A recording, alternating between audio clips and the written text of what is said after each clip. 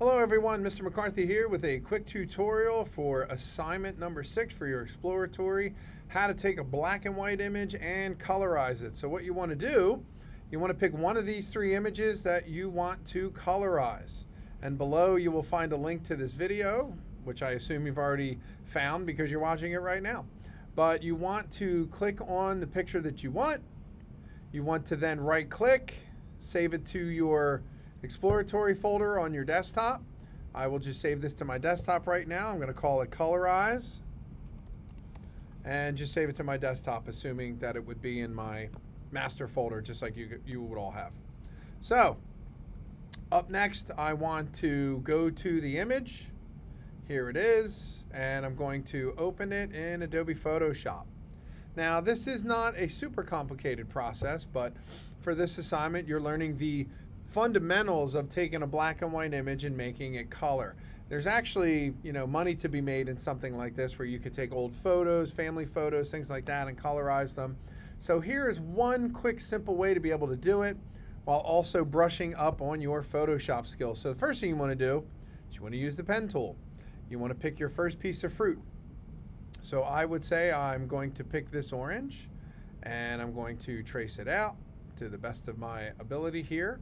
And remember, when using the pen tool, you can individually trace out each piece of fruit. You're going to make a new layer of each piece. So when this is all traced out, you're going to have quite a few layers of each individual piece of fruit. So then you can go and color change them all as you see fit. So now that I have my first one traced out, I go over here to paths. And it always is a work path, the first thing you make, but you have to make sure you double click. So I'll just call this orange number 1. As you can see, there's multiple oranges in here.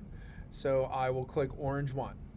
Then I will take that, I will hold the command key and turn that into a selection.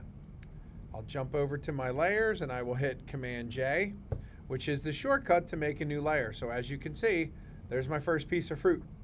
So always make sure also that you make a duplicate layer of your background so you can do this really cool before and after when your image is complete.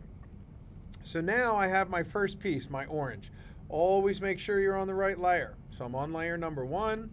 I'm going to go to hue and saturation, which would be image, adjustments, hue and saturation.